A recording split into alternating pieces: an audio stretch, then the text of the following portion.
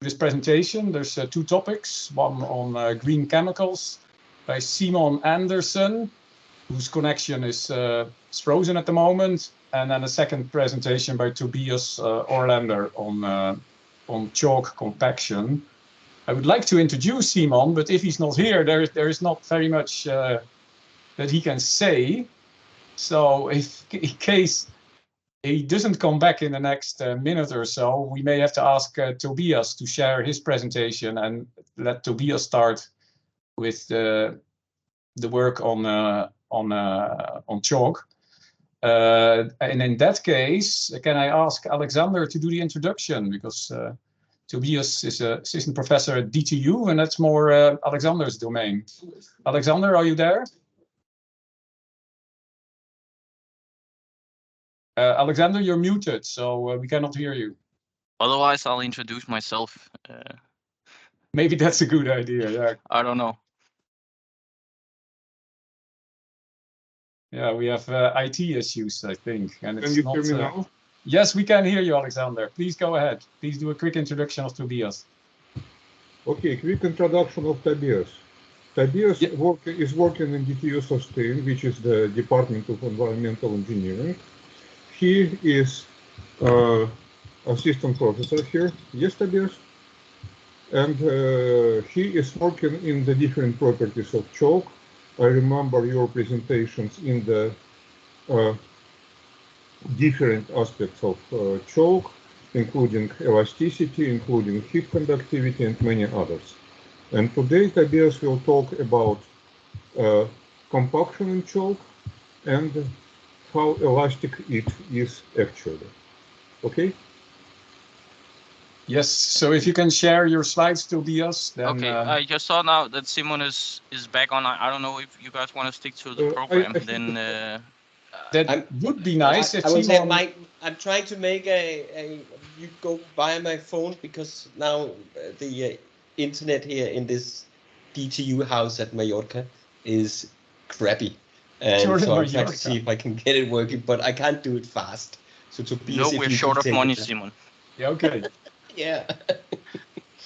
I feel for you, Simon. Okay, we'll let Tobias start, and then Simon, if you can fix your connection issue in the next 30 minutes, that would be great. Thank you. So Tobias, go ahead. The floor is yours. I am trying to share my screen right now. If somebody would please give me a thumbs up or something that you see my presentation. We can see your presentation. Compaction phases and pore collapse. Good. Well, thanks. Good afternoon, everybody. Yeah, I am live from DTU Sustain, my office. And as Alexander said, my name is Tobias Orlander, and I'm assistant professor here at DTU in DTU Sustain in rock mechanics and rock physics. And I'll present a study or an interpretation of some rock mechanical testing that we did. And that interpretation is something I did together with Lower Cretaceous, which is now at Rambøll. And this is all funded by DTU Offshore as part of the Locator program. But the title is Compaction Phases and Pore Collapse in Chalk. And the question is really if the elastic phase is elastic or not. And it's a semi-technical talk on this interpretation of some rock mechanical data.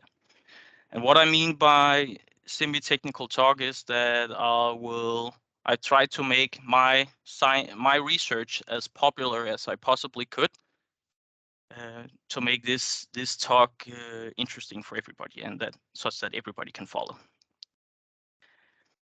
I will start my presentation with a statement, actually, and that statement goes that when we're doing chalk compaction in the laboratory, the initial elastic phase that we'll see is only partly elastic, meaning that it is not fully elastic. There will also be a plastic component, and I'll come back to that later in my presentation. I also brought a statement saying that there's a critical elastic strain that controls pore collapse. And with that statement, I will start my presentation at an outline, and my presentation will be so that I will introduce some key concepts so we're all on the same page, more or less on the same page. Then I will present you to some data and then a data interpretation to justify my statement. So why even do this? I work with laboratory tests, and then I try to make an input that we could possibly use in a reservoir model or a simulation. And so I'm in this point here, and I should maybe be fair to my colleagues in the labs and doing the modeling that I am by no means implying that the technical part of doing the experiment is just straightforward. Also, am I not implying by any means that the reservoir models and simulation is also just a straight line going, this is easy peasy. That's not what I mean by this. What I mean by this slide here is that I am in this funny in between the lab, where the lab is measuring something that we try to turn into an input that we can plug into a reservoir model and do our simulations. And in the end, I guess our simulations are no better than our inputs. So this is a talk about how an interpretation of input could be. Next slides. When we do compaction in the lab, we take a reservoir chalk plug and we put it in this cell here, which is called a hook cell, and we put it in between, and I better use the pointer. We put it in between an upper and the lower pressure head. Then we can apply a load on that, and we measure the stress and the deformation on this sample here. That is where we get the compaction curves. That is where we get the stress-strain relation. So how the sample resists the load we apply. From that, we can derive some elasticity that we call the static moduli.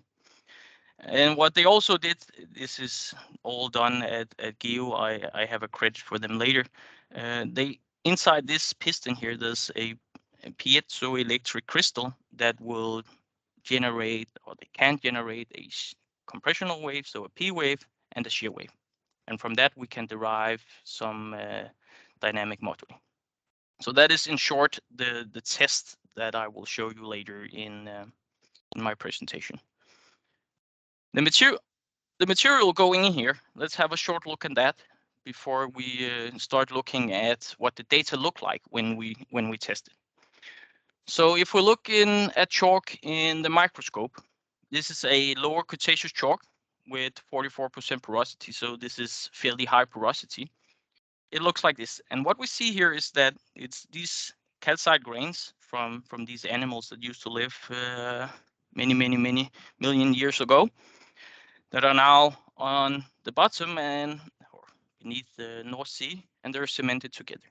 But what we see is that there are many connections here between the grains. So the black is the pore space, and the white gray here is the solid. And what we see is that there are many connections between individual solid particles that sticks together.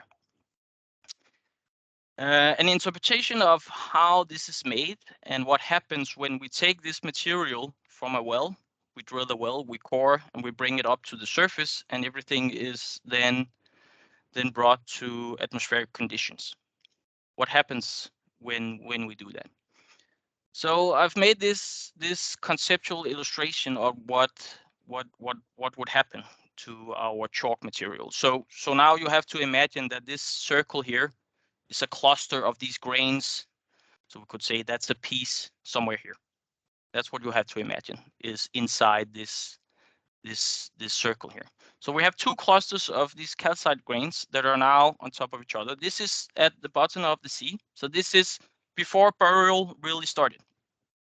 Okay, so the strain, and the strain is what I call epsilon here. So there's no load on this, so it's not squeezed, it's not deformed in any way. Then burial starts, the stress increases, there are more and more of these grains on top of each other, and suddenly there's a deformation of this pack of grains here. And just to keep it simple, I am now illustrating here only compaction in a vertical direction. That's not how it would look like in reality, but this is just to simplify things. So the load goes now in this vertical direction, and these grains here are now squeezed a tiny bit. Then at a critical strain, so this epsilon FR frame here, at a critical limit, they will start to cement. So there will be a cement now between these grains. That cement is at this stage not strained, so it's not squeezed together, but it is sticking to particles that are already being squeezed, had been squeezed. Then burial continues and we get more and more increase of stress, and both the grains and the cement are now compacted. Then what happens is that, okay, we come with our drilling rig and we drill and we take out the core, and the core is now brought to the surface where it is released of its in situ temperature and it is released from its in situ stress. That means that the particles now move back to its original size and shape. It is released from its stress. But what happens in the cement is that is really generated at a stress. And now it's going to a negative strain, and that means that we get these micro cracks that we see or find in our core material. So these micro cracks here, I'll get back to them later because they're important for my presentation. So that's why I introduced this. So hopefully this is somewhat clear with what my idea of this is. So compaction curves. So this is a plug that we took from the North Sea, or somebody took from the North Sea. And we know now, our interpretation of this is that inside this, there are many, many contacts, really millions of contacts.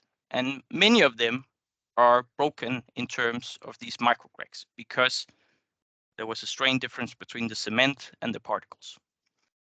So what happens when we take that into the lab and we start to compress it, meaning that we start to stress it and we measure the deformation. So this is a stress strain curve. We increase the stress, the deformation increase, and in the beginning we see here what we call bedding. That is a measure of, often that's a measure of the whole system needs to align, piston heads and sample needs to be in contact and so on. And then we would do an unloading, reloading, and then we would increase the stress even more. So this is this orange curve. This is a compaction curve. When we look at this curve, so there are 3 points that sort of sticks out from this compaction here is, and that is the red or the green circle here, the square, and the triangle. And what we'll see is that this point here we call the onset of pore collapse. So that is where the sample or the grains is being stressed so much that it starts to compact into each other, and we get what is called compaction band. Then there's a yield phase here. And then there's an onset of an elastoplastic phase, which is this part. And then in the end, we start to see what's known as strain hardening. We also sometimes derive, maybe some of you have heard more about what is called a pragmatic pore collapse. That is just another definition of pore collapse. Anyways, these 3 points here, they sort of separate what is in my title here, that compaction phases. First, we have this elastic phase. So that is up until we reach the onset of pore collapse. Then there's this yield phase, that's the light gray. And then the elastoplastic phase, that is the darker gray. And then we have light gray here again, where we have onset of strain hardening. So this is the classical interpretation, that this part here is actually elastic and that it behaves linear elastic. That is our assumption. So the next slide, what do we know about this elastic phase? So everything that happens before the onset of pore collapse. Yeah, we know that it starts with some laboratory bedding that we wouldn't see in the reservoir. So let's forget about that for a second. That is not really needed for us in the link between the lab and the reservoir. We want to know what is in the reservoir, and this first part here is not. That's a lab thing. That's not in the reservoir. But then we know that we see that there's this linear relation between stress and strain. And that is where we would either in the unloading phase or on the curve itself derive a elastic moduli. So the change in stress for a change in strain at a constant pore pressure or at zero pore pressure, like it's written here. So this is us deriving a stiffness out of this compaction curve here. And we know that, or we can see that this linear relation between stress and strain that ends at the onset of pore collapse, where we get new ruptures of contacts and the sample starts to implode into itself because of the load. But we still have to keep in mind that this is a microcracked material.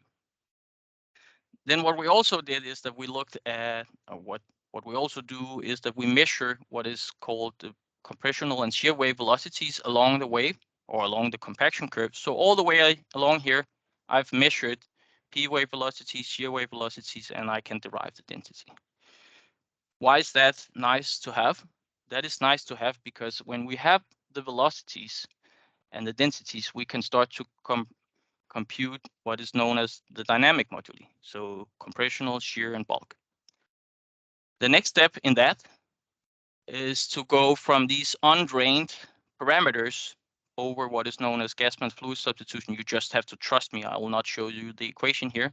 So we go from an undrained parameter to a drained parameter. And the key about that is that from the drained parameter here, that's why it's called frame. So that is the rock itself, removing the fluid effect, is known as, we can derive this parameter known as Biot's coefficient.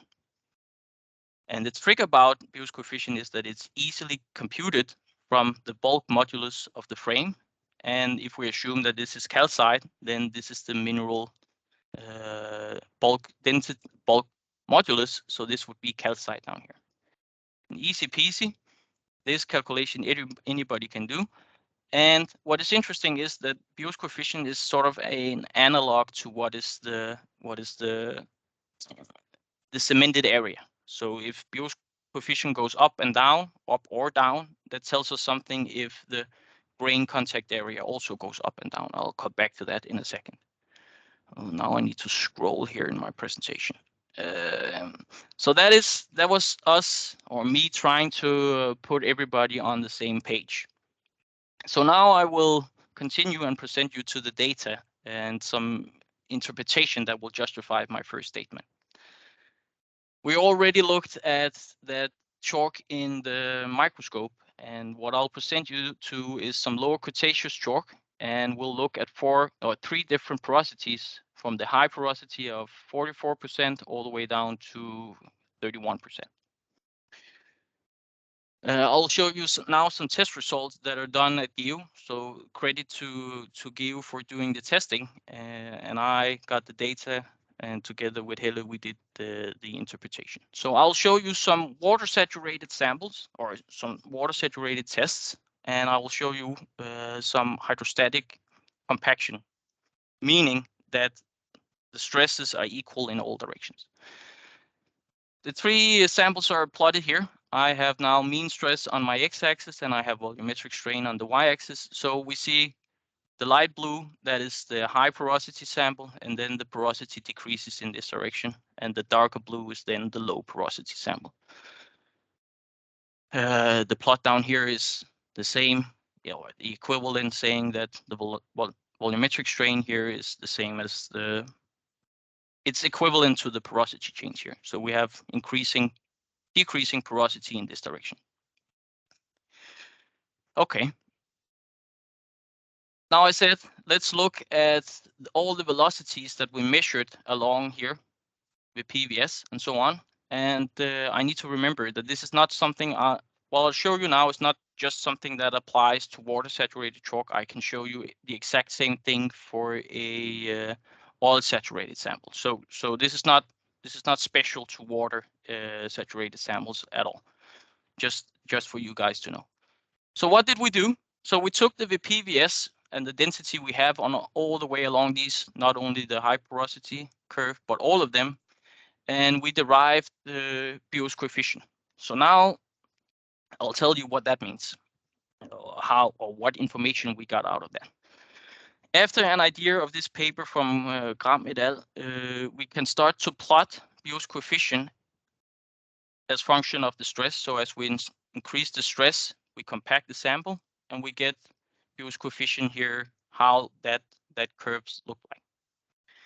What is interesting here is that we remember that there's a link between Biot's coefficient alpha and the grain contact area. So when Beer's coefficient goes down, the contact area goes up.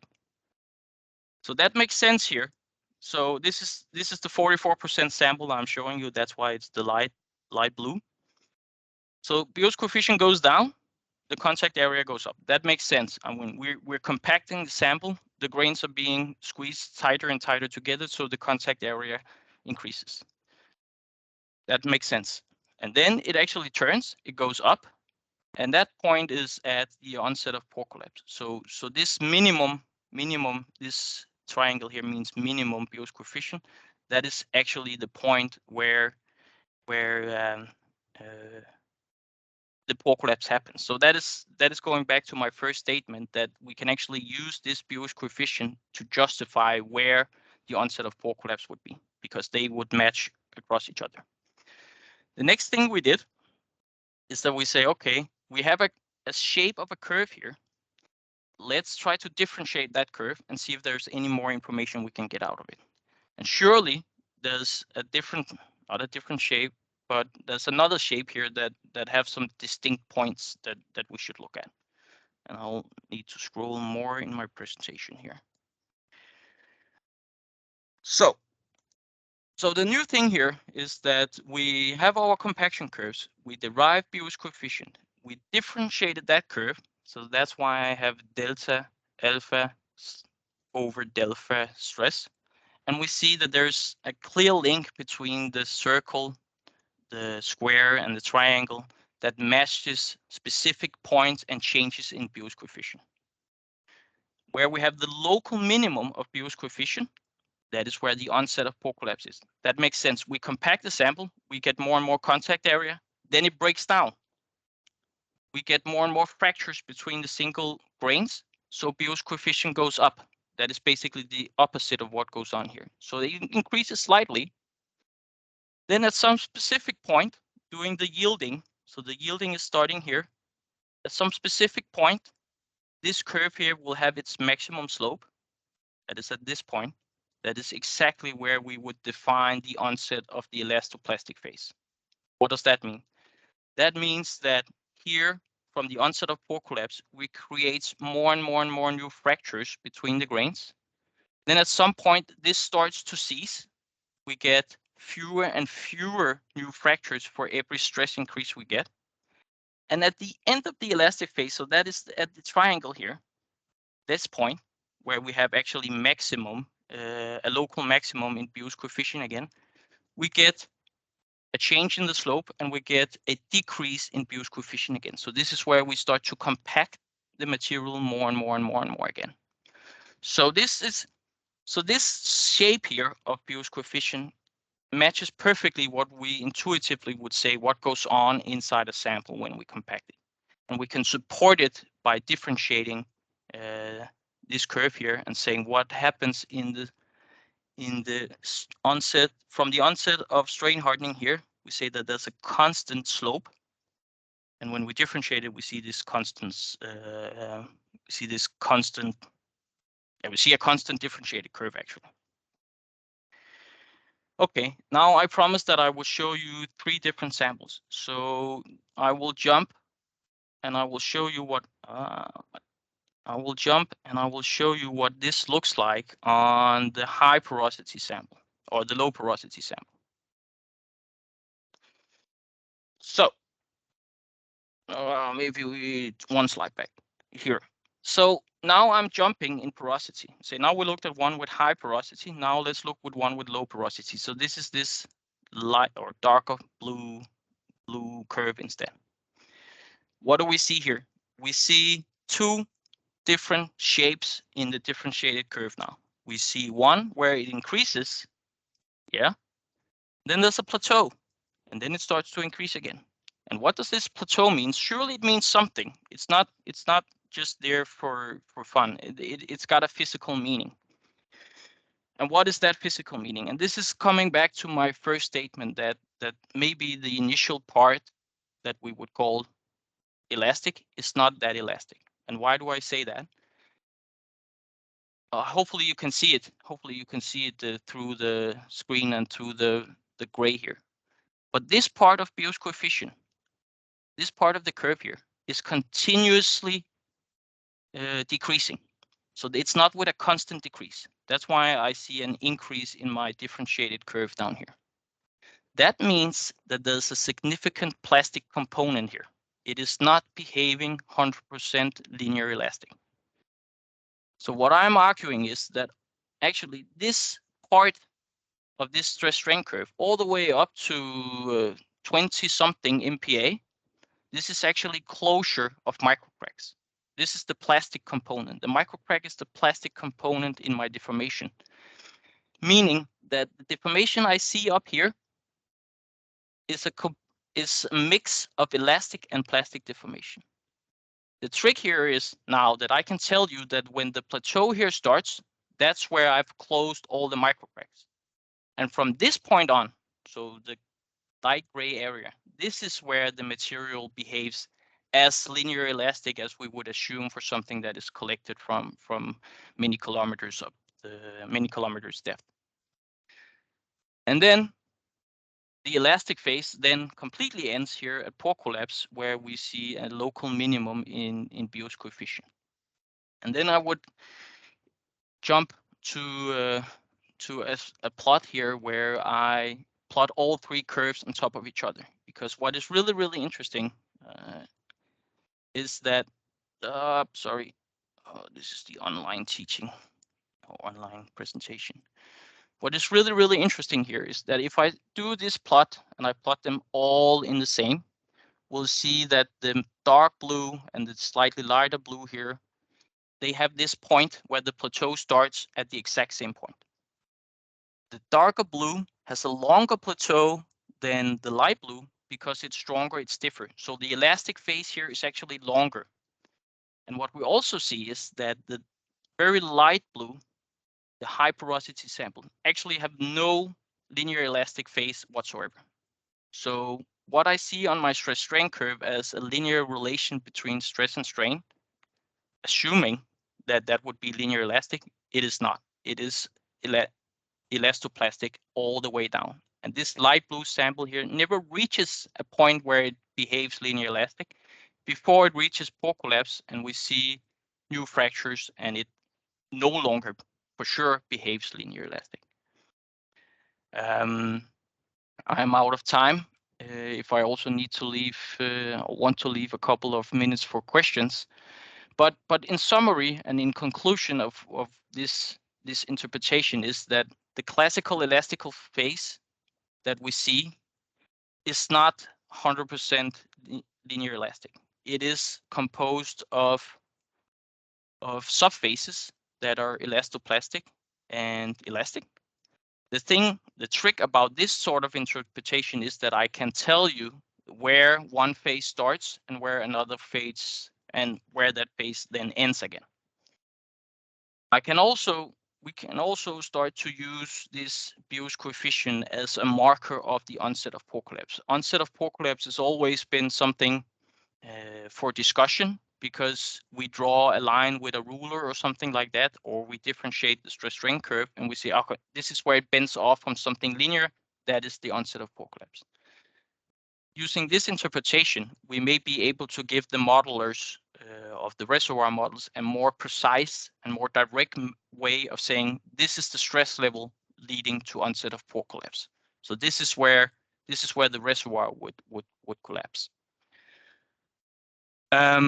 So that is basically the implications here. Now I'm not listing or speaking of the points directly, but the implication here is that this elastoplastic subphase that happens in the beginning of our compaction curve, if that is the only thing we see, we should be really, really careful about interpreting moduli from compaction curves. If I still have, do I have 1 minute more? Hands. I'll steal 1 minute. I'll steal 1 minute and go back and try to clarify my point here for a second.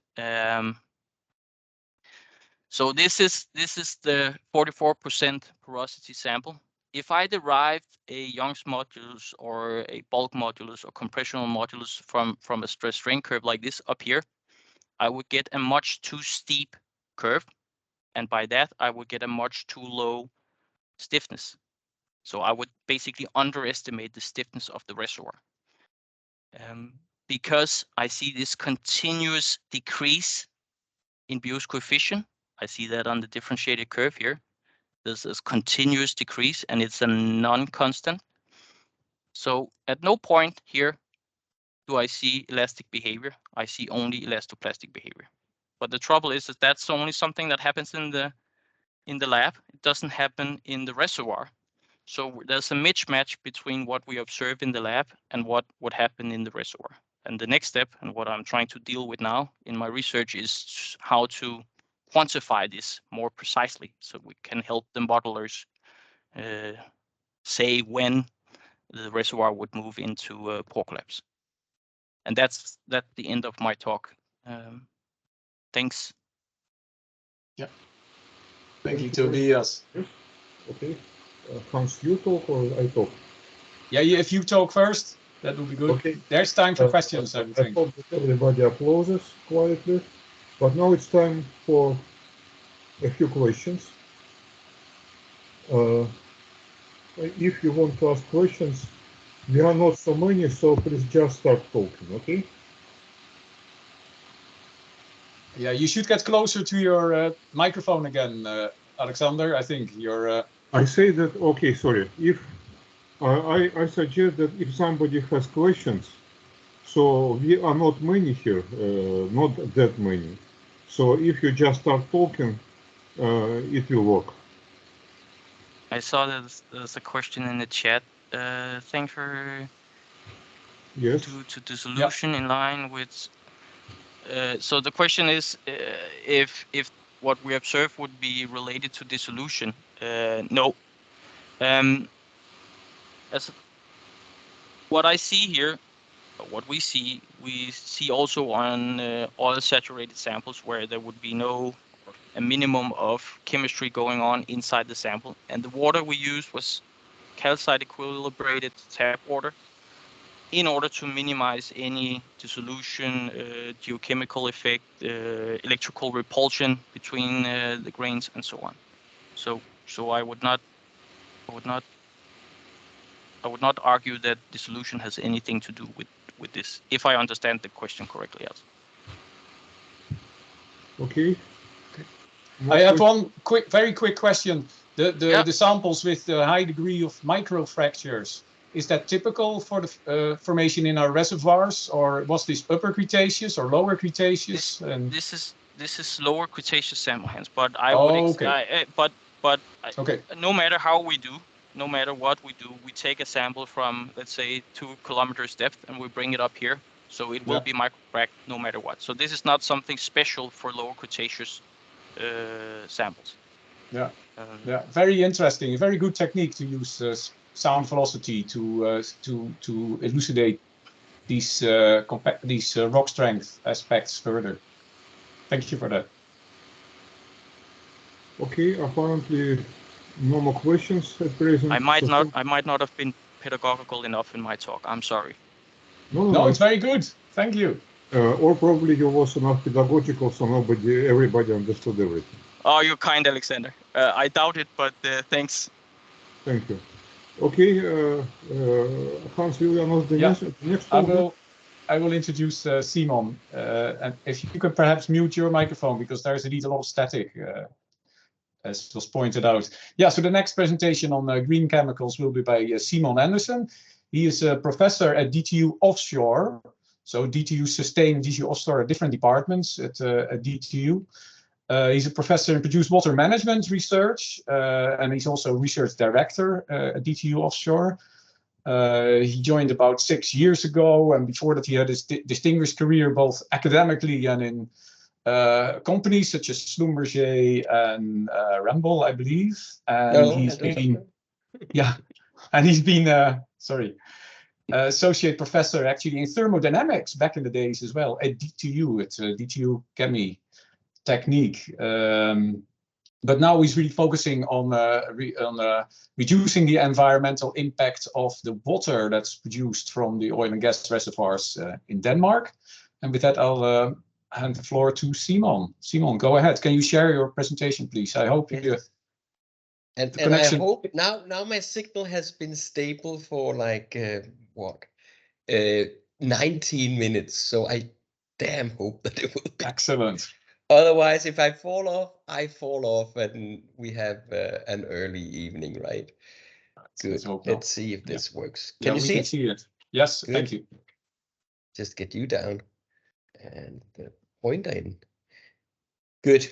So I'll have to sit. I don't know why the connection is so bad, but okay. So anyways, this is, you can say this is about, so when we produce water along with the oil, then we have, unfortunately, we have a pretty critical environmental impact. And you can control that by not having nasty production chemicals in there. So this is the talk about this, and it's a talk about some of the projects that we are running at DOTC or DTU offshore, but it's actually a lot about how we collaborate within the center. So for those of you who has no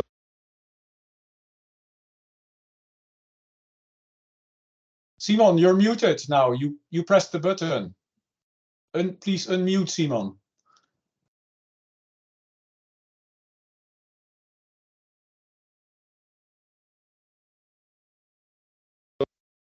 Yes, you're back again.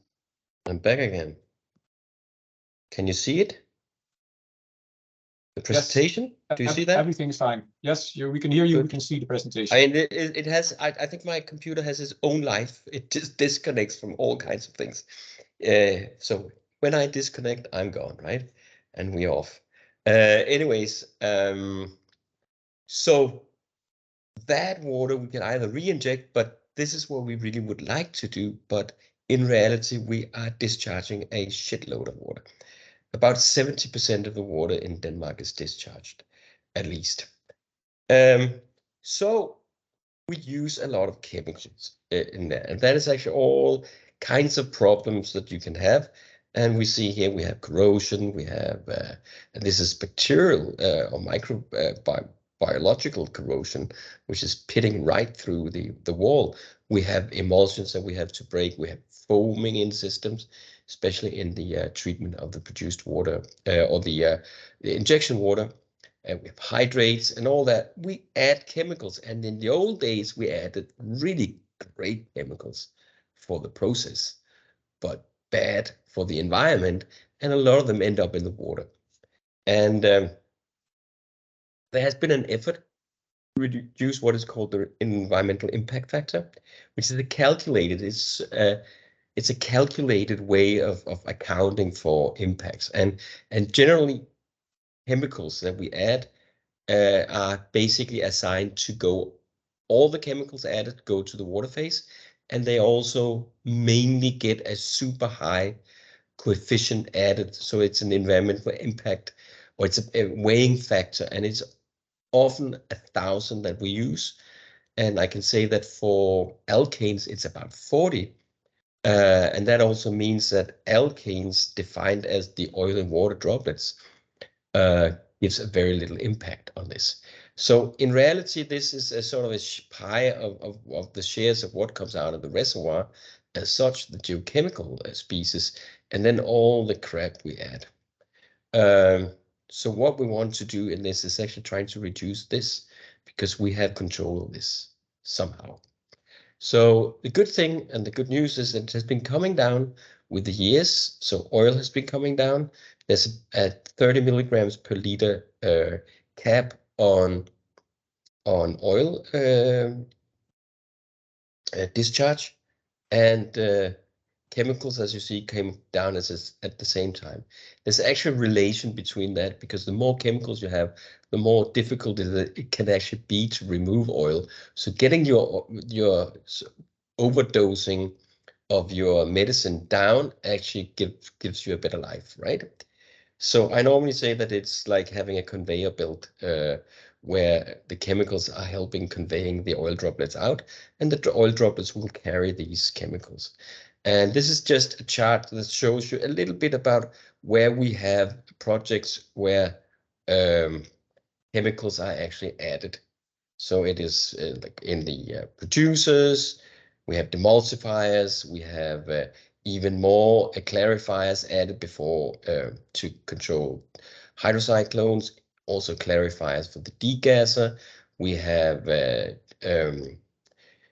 antifoamers down here. We have one of the things we have is gas sweetening of H2S scavengers. We also add H2S scavengers up here. We have chemicals for the injection water as well. So there's a lot of different places, and there's a lot of different chemicals being added. And we want to reduce that because we want to reach what is called zero harmful, or the vision is called the zero harmful discharge. So in reality, we obey the rules of what is called OSPA, and this is a convention. This is called the Oslo Paris Convention, and all these countries here have actually assigned to this. So that was the 30 milligrams per liter. It also means that say a producer like the DUC through TEPDK has a cap for every year, so you cannot just discharge a lot of water with this. You actually will have an end date or end volume that you can, because you cannot discharge more than this. It's actually lower at the moment. There's limitations to the harmful chemicals, and this is where we see the word green first time. So we actually talk about black, red, yellow, and green chemicals, where black chemicals are really prohibited. But there used to be a lot of black chemicals around. And here you can see that sort of definitions of that. And one thing you can see is that yellow chemicals, we expect that there's no particular harm, but they're being monitored. That is actually you can say it's almost, it's a gray zone. You can see over here, the red chemicals are with a high partition coefficient into living matter, and that means that it can also affect it, or it degrades very slowly in nature. And then we have the green ones, and you can see the distribution out here. So it's going in the right direction. We have more and more of the green. But these greens are different. I will come back to that. So reducing the environmental impact, it requires quite a bit of insights, because we can do it in different ways. We can control better,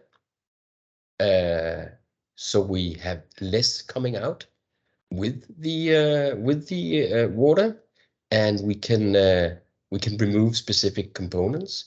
We do that with one project. We are trying to get the H2S scavengers used in gas phase sweetening. We are trying to get that out, and actually we take the spent scavenger, and basically you could say it's a hydrothermal reaction, and you basically burn it, you can say. And then you can return the overdosage of H2S scavenger that you need. That's the classical one. The other one is substitute, and this is about substitution. And it's about substitution with things that are plant or bio-based. So in reality, what we have here, produced water, is something like this. It's a mix of things. We have dissolved species, we have dispersed species, and things will actually partition between these depending on conditions. So you can have things traveling back into the oil when it comes out in the oil in the water, or you can have things going out in the ocean from the droplets over time. And this is an example of overdosage where we use the microfluidic techniques. You see droplets here that are super stable because we overdosed with a chemical. And that means that we cannot reduce we cannot reduce the oil and water content because of this. So here is a distribution. This is I think it's biannual that we have these measurements and calculations on the environmental footprint, or the environmental impact factor, EIF, and you will see that there's certain chemicals that actually dominates, and that is biocides, which of course are there to kill animals, right? Bugs and stuff. We have H2S scavengers, and we have corrosion inhibitors as dominant species. But you also see the BTEX components here coming from the oil, naphthalene coming, a lot of these aromatic compounds also, and phenol species. So what we want to do is see what can we do here. Can we find something here? And we actually have projects in all of these categories. And we want to go to the other green type now, and that is green chemistry. And green chemistry is taking biomass and turn that into a chemical. So that should at least, so we have a good offset in something that comes from nature. As you know, not everything in nature is actually non-toxic, but we manage to work with nice components as a starting point. But I will show an example at the end where we actually turn something really benign into a nasty toxic component. Something I did when I worked at Topsy. So we want to design. There's these 12 rules, and we try to follow some of these, and we'll get back to that. The first, so an overview of the chemicals we are doing is really we have a biocide based on what is called halophilic plants. We have green corrosion inhibitors. We looked into different things. That is at DTU Construct. This is at Aalborg University. And at KU, we worked on a sugar-based H2S scavenger. So basically things that we get from nature. Of course, we should have sufficient of all this in order to not compete with things like food stuff and whatnot that the human race also needs somehow. But as an outset, it's actually quite good to have some of these chemicals. The reason that we actually, I would say, supporting this also come out of this fact that we can actually, normally you can go, I will show how you can go into a lab and then you could do this. Say if you're a synthesis chemist, you can develop something which is nice, but you don't get it tested before you actually get someone interested. In this case, we can use our DOTC model where we have the network and we can get people to work together to sort of speed up the understanding of whether this is a good chemical or not. So as I said, two strategies. One strategy could be to remove it by this technology, and the other strategy is this. And we actually looking into two competing things here.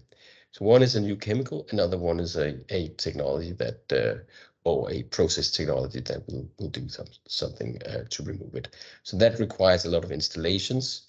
Not a lot because it's actually quite a small unit, but this actually requires that we get a chemical, we get it approved, and we get it all the way through the system. And that can be also very challenging if you don't have a commercial partner to back that. So first thing here is gas sweetening. So currently we're using basically triazine derivatives here, and you can see how HS minus under basic conditions slowly reacts with these and form these components that are not very good to have in the environment. And this is Christian Magnus Pedersen and Asger Krogh, who at KU who makes these molecules. And there's a big potential here, 20%.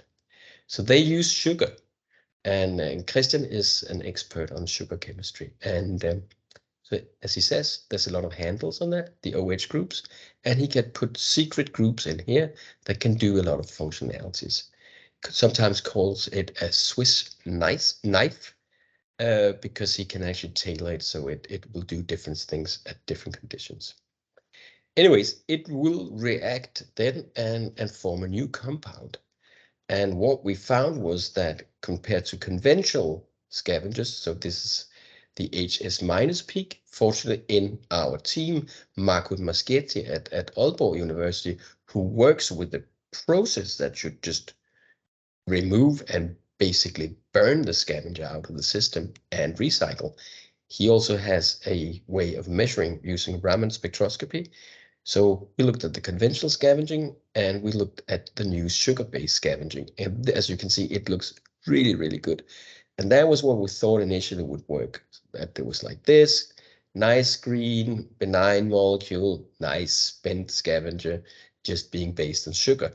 But in reality, we found out that there's a devil here, and that's actually a one product that is not so good, and it's actually harmful to the potentially harmful to the environment. So then we got Christian to talk to Lars Golding, who's at DTU Sustain, and he works on another project with ecotoxicity of produced water. So he tested all these compounds, and it looked really good. all these numbers are really nice, low ecotoxicity, everything's good. But there's one of these things is that there's one of the reaction products, it is not biodegrading very well, so it could accumulate, and that's not very good. We don't want a PFAS situation, right? With a new sugar-based chemistry that we don't know what it will do out there. It might not be toxic, but it might do something else. So we actually not living up to the design for degradation rule. So we failed this time around, but it was good we failed fast in a way. So had we not had our network, that could have been continued, and this had been tested maybe much further down the line.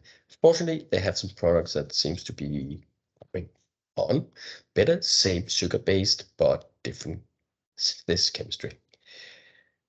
Jumping to another one, which is really benign in many ways, and that is over at Rajan Ambat's group. Gada has been the PhD student on that at DTU Construct, and she's working on corrosion inhibitors. Corrosion inhibitors can be really nasty to the environment. As you saw, it was a big chunk. It was about 20% in the measurements we showed on the environmental impact. And Gada looked into a tea extract, which sounds crazy, but actually I've seen that even being talked about being used for a fuel source also. So why not this? And you can see here blank, so that has not been exposed to this sodium chloride solution. This is without any inhibitor, and now we have tea in there. So a good cup of tea in there, and it seems to work nicely. And the good thing is that it's not really toxic, right? So this is a little bit more scientific. We are measuring the polarization resistance, and the higher that is, the higher the resistance towards corrosion for this carbon steel here. And you can see that as you add more and more, you also get a better protection. But this is also very high levels, you will say. So you have 500 milligrams is a lot if you have to both look into the production of this and all the different steps you have. But anyways, it's a very nice product, you can say. So it brings me to the warning, and that's from my past when I was heading the green chemistry group at Helter Topsøe. And there was at that time, there was a lot of biodiesel being made, first generation biodiesel coming out. And when you make that, you also end up with a lot of glycerol. There was this, what was called the glycerol glut at that moment.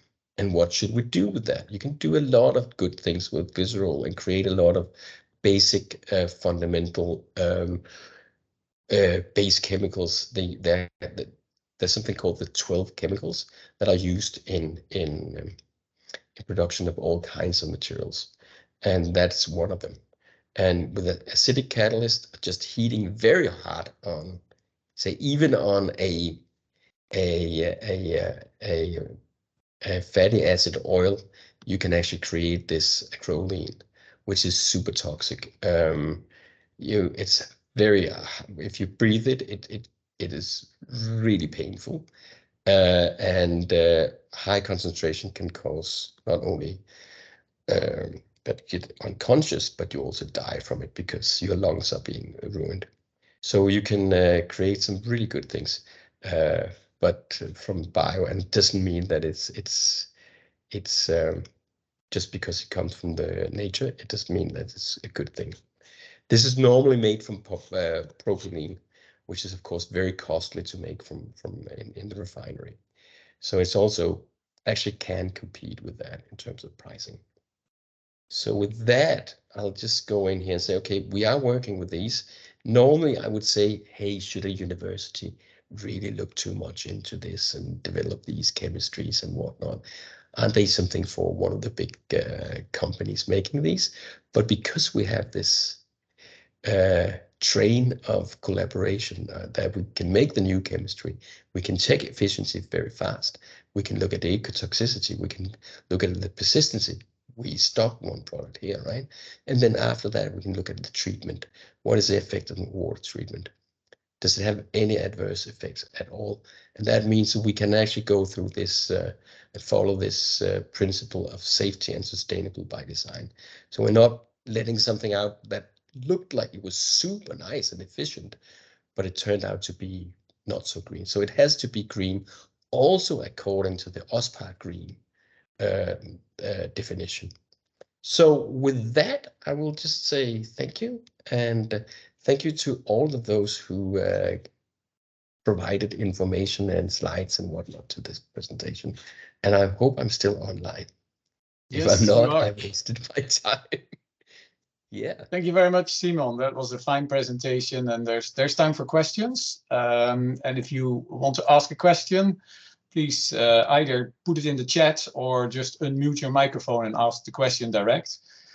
Simon, your presentation about these tea-based corrosion inhibitors made me think a little bit about what this anecdote about Mao Zedong. I don't know if you ever heard that, but Mao Zedong allegedly never brushed his teeth, but instead he prevented tooth decay by rinsing his mouth with tea and chewing on tea leaves. So maybe the Chinese already found out there was something good in tea leaves. And his teeth actually did look quite good, but since he passed away at age 80-something, 4 or so, at age 84, his teeth didn't look so great anymore. But if these corrosion inhibitors can work for a few decades, that would be just great. Natural products. Anyway, let's see if there's any questions in the chat. It's opening a bit slowly. From the Green 7, disappointing that that's his comments from Jürgen Neumann. You know him. Disappointing the reaction products from the green scavenger is not very biodegradable. Yeah, that's correct. Is that the end of that, or are you continuing development to get around the problem? We are continuing. It's just a matter that that product that was super good and effective as an H2S scavenger. We have alternatives, and we're just trying to see if how we can manipulate it in reality. So yes, we continue, and we try to see if we can go a different way.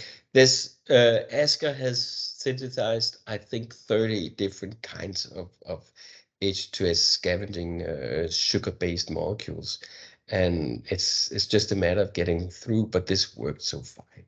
And so it was really a top candidate. Could that scavenger be oxidized rather than waiting for it to be biodegraded naturally, or filtered out if it's? Sorry, I got. Oh, sorry. The green scavenger that is not biodegradable, could it be captured and oxidized, just like what Marco was working on? I mean, isn't that just going back to the same? Then you put in.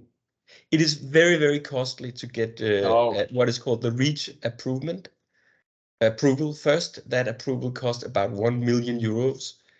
And so you have to add that. That's why maybe this is where this with the university making new molecules, you need a partner, right? But if you end up in a situation where you have to treat anyways, then what is the purpose? You can say if you can do the same with say triazine, which is super effective, right? It's a very good scavenger. Thank you. The next question is from Karsten Pedersen. He's asking for the corrosion inhibitor, what components of the tea are inhibiting the corrosion? Can you say something about that? That I cannot, because I'm not deeply into that. I have to sort of put that question over to Rajan, but I think he's not online at all. But I can answer. You can answer, Kit. That's super, because you're into it. Yes, that it's a secret so far. Oh. All right. Yeah, so it's a part of the extraction method, so we cannot talk about that. All right. Okay, then the next question is from Liridon. Liridon has a dream. And he says, will the dream ever become reality that we can get to a situation where we don't need to use any production chemicals at all? The question, the answer is simple and easy. It's no, because Okay. we need these chemicals. If you stop using any of these chemicals, I mean, you're done. You will have all kinds of flow assurance issues. We will have tons of corrosion. We will have extreme high oil content in the water that we have to discharge. We will not be able to inject or re-inject water because we need to treat that as well, etc. So no, it's a big business. But coming back on that, most of the problems are water related, right? So if you could produce hydrocarbons without water, wouldn't that achieve a lot? Yeah, exactly. I mean, if you had no water coming, when you have fresh, nice reservoirs, then when you have very little water, then you have also very small issues when it comes to things like these. And because you're allowed to have 0.5% water in your crude oil. So if you don't have a lot of water and it can separate, then it's fine. And there you will have more, but then again, you will have wax issues can be there. But then you don't have any water that you release, right? So, and you produce more and more water with time, right? So it's a matter of, it's economy, right? Driving it. Yeah, good. Good. Yeah, I don't see any further questions. If anyone has a question. Actually, I have one question. Yes. Hi, my name is Kuba, and so I want to ask, because as you mentioned, most of your of chemicals is bio-based. So isn't the biodegradation of the chemical used an issue when you are using the bio-based products instead of the normal chemicals? Pardon, can you repeat that? Oh yeah, sorry. What about the biodegradation of your chemicals? Yeah. If they are bio-based, like, isn't it an issue? Is it the lifetime of the product like shortened like very drastically? I mean, because we have a converted product, right? Then it's you can say if you use a naturally based chemical and you actually use this and make a reaction, it's now not a natural product anymore, and it can therefore have lots of different issues, and it might even go in and disturb. I mean, we have molecules that would be hormone-like, and you can change them, and they can make a lot of troubles by people changing these molecules. So green chemistry is not really always green, I will say. I've seen so many. I actually left green chemistry because of this. I thought it was just defeating the purpose, creating all this poison and toxic components. Yeah, just to replace fossil fuels for tuned plastic, right? Yeah, that was my. Thank you.